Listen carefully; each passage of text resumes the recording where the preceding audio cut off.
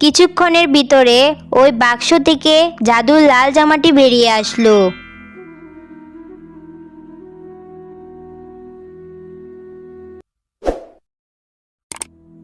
কাশিমপুর নামে ছোট্ট একটি গ্রাম ছিল, আর সেই গ্রামে বাস করত টুম্পা ও তার মা শেফা শিয়ালিনী। টুম্পা ছোট থাকতে টুম্পার বাবা রোড অ্যাক্সিডেন্টে মারা যায়। তারপর থেকে তার মা ও মেয়ে দুজনেই একসাথে বসবাস করে। টুম্পার মা অন্যের বাড়িতে কাজ করে যা টাকা আয় করত তা সংসারের কাজে চলে যায়। এই তোরা শুন, রোজা তো শেষের দিকে, আর মাত্র কিছুদিন পরে আমাদের ঈদ। তা তোরা কি ঈদের কেনাকাটা করেছিস এখনো? এই টুম্পা, টুম্পা, তুই তো সব সময় ছেঁড়া পোড়া কাপড় পরিস, এবার ঈদে কি কিনেছিস তাহলে তুই? না রে টিনা, মা আমাকে এবার ঈদেও কিছু কিনে দেয়নি রে।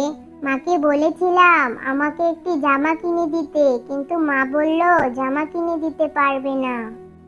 কি বলিস তুই? তা বললে কি হয় নাকি? ঈদের দিন তো আমরা সবাই নতুন জামা পরি। জানিস টুম্পা, আমার বাবা শহরের সব থেকে বড় দোকান থেকে আমার জন্য একটি সুন্দর লাল জামা কিনে এনেছে। ওইটাই আমি ঈদের দিন পরবো, আর বন্ধুদের সাথে ঘুরবো, অনেক মজা হবে। কি, ঈদের দিন তোরা ঘুরবি? টিনা, আমাকেও তোদের সাথে নিয়ে যাস, আমিও তোদের সাথে ঘুরবো। ঘুরতে না আমার অনেক ভালো লাগে। না রে টুম্পা, আমাদের সাথে তোর ঘুরতে হলে তোর নতুন জামা লাগবে। তুই নতুন জামা কিনলে পরেই তবে আমাদের সাথে ঘুরতে আসিস, আর না হলে তো তোকে আমাদের সাথে ঘুরতে নিয়ে যেতে পারবো না রে টুম্পা। ঠিক আছে, এখনো তো আরো কিছুদিন বাকি আছে ঈদের। আমি তাহলে মাকে গিয়ে বলি ঈদের যেন আমাকে সুন্দর একটি জামা কিনে দে। আমি এখন যাই রে টিনা, মা মনে হয় আমার জন্য অপেক্ষা করতেছে। সে কখন বাড়ি থেকে বের হয়েছি, আমাকে যেতে হবে রে। এই কথা বলে টুম্পা সেখান থেকে চলে যায়। মা, ও মা, রমজান মাস তো শেষের দিকে, আর মাত্র কয়েকদিন আছে। তুমি আমাকে কবে নতুন জামা কিনে দেবে গো মা? টিনা, মিনা, সুমি সবাই জামা কিনে ফেলেছে। ওরা নাকি ঘুরতে যাবে ঈদে। আমি ওদের সাথে যেতে চাই মা, কিন্তু ওরা আমাকে বলেছে আমি যদি নতুন জামা না পরি তাহলে আমাকে নিয়ে যাবে না। ও মা, তুমি আমাকে নতুন একটা জামা কিনে দাও না গো মা। মা টুম্পা, সব সময় বায়না ধরলে হয় না রে মা। ওরা যে বড়লোক, ঈদের আনন্দ ওদের জন্য, আমরা তো গরিব।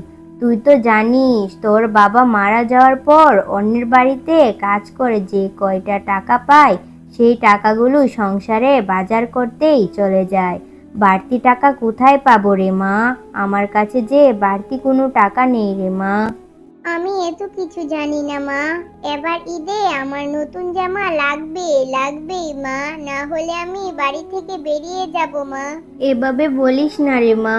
এই পৃথিবীতে তুই ছাড়া আমার আর কে আছে বল রে। ঠিক আছে টুম্পা, এই মাসের বাজার থেকে যে টাকাটা বেঁচেছে ওই টাকাটা নিয়ে কালকে আমরা বাজারে যাব, আর তোর পছন্দের জামাটা কিনে নিয়ে আসব। তুই আর কান্না করিস না মা। এখন তাড়াতাড়ি করে ইফতারটা সেরে পড়তে বস রে মা। কি মজা, কি মজা, মা আমাকে কালকে জামা কিনে দিবে, আমি এবার ঈদে নতুন জামা পরবো, পরবো।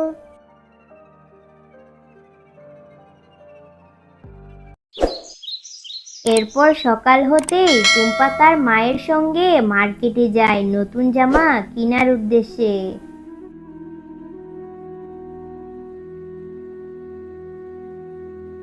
মা, ও মা, দেখো এখানে কত সুন্দর সুন্দর জামা। মা, আমার তো এখানে সব জামা পছন্দ হচ্ছে গো মা। পাগলি মেয়ে আমার, দোকানের ভিতরে আরো সুন্দর সুন্দর জামা আছে, চল গিয়ে দেখি জামার দাম কত। দাম দরে যদি বনে তাহলে তোর পছন্দ মতো জামা কিনে দেবো আজকে। মা, মা, ওই যে লাল জামাটা দেখেছো, এই লাল জামাটাই আমি কিনবো। ঠিক আছে টুম্পা, দোকানদার ভাই, এই লাল জামাটার দাম কত? ম্যাম, এটা হচ্ছে এবার ঈদের লেটেস্ট মডেল। এই জামাটা 50 পিস এনেছিলাম, সবগুলো বিক্রি হয়ে গেছে, শুধুমাত্র একটাই আছে। এই জামাটার দাম 1000 টাকা।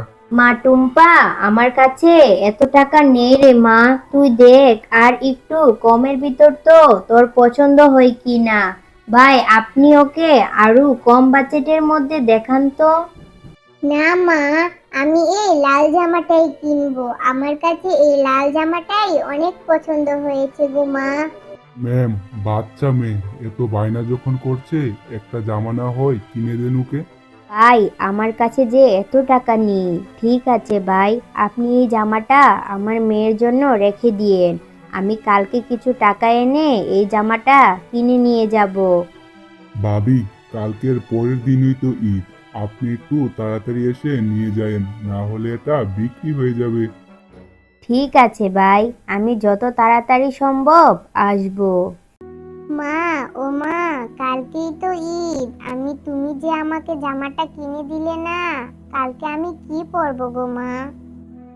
হ্যাঁ রে মা, এখনই আমি তোর বাগিনী কাকিমার বাড়িতে কাজের জন্য যাব। কাজ শেষে কিছু অগ্রিম টাকা চাইবো, সেই টাকা দিলে তোর পছন্দের জামাটা কিনে নিয়ে আসবো। তুই চিন্তা করিস না রে মা। তবে আমার একটু ফিরতে দেরি হতে পারে, আমি রান্না করে রেখে গেছি, তুই খাবারটা খেয়ে নিস রে মা। এরপর টুম্পার মা বাগিনীর বাড়িতে কাজের জন্য চলে যায়। এরপর টুম্পার মা বাগিনীর বাড়িতে গিয়ে সব কাজগুলো তাড়াতাড়ি করে ফেলে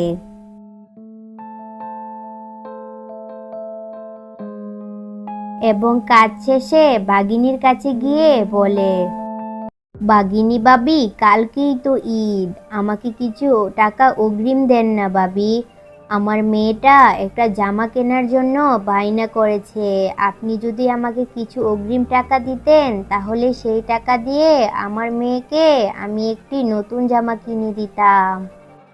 তোকে তো কিছুদিন আগে মাসের টাকা দিয়ে দিলাম, আবার তুই অগ্রিম টাকা চাচ্ছিস?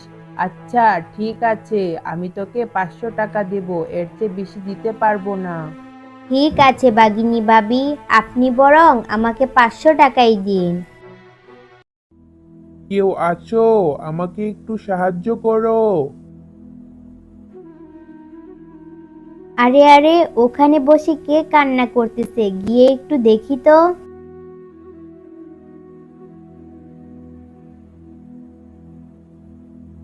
কি হয়েছে বুড়িমা, আপনি এখানে বসে কান্না করতেছেন কেন?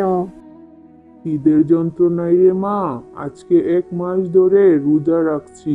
ইফতার কেনার মতো সামর্থ্য আমার নেই, আর বানানোর মতো কিছু নেই। আমাকে কিছু একটা খেতে দাও না মা। বুড়িমা, আমার কাছে তো 500 টাকা ছাড়া আর কিছুই নেই। কিন্তু বুড়িমা, কালকে ঈদের জন্য এই টাকাটা দিয়ে আমার মেয়েকে একটি জামা কিনে দিতে হবে। ঠিক আছে, আপনি বরং এই টাকাটা রেখে দিন, আমার মেয়েকে আমি অন্য কোনো দিন জামা কিনে দেব। সত্যি মা, তুমি অনেক ভালো। এই নাও, এই বাক্সটা তোমার মেয়েকে আমি ঈদের উপহার দিলাম। এটা বাড়িতে নিয়ে খুলে দেখো, এটার ভিতরে যেই উপহার আছে তা দেখে তোমার মেয়ে খুশি হয়ে যাবে। তারপর টুম্পার মা ওই বাক্সটা নিয়ে বাড়ি চলে গেল। মা টুম্পা, আমি তোর জন্য জামাটা কিনে আনতে পারিনি রে মা।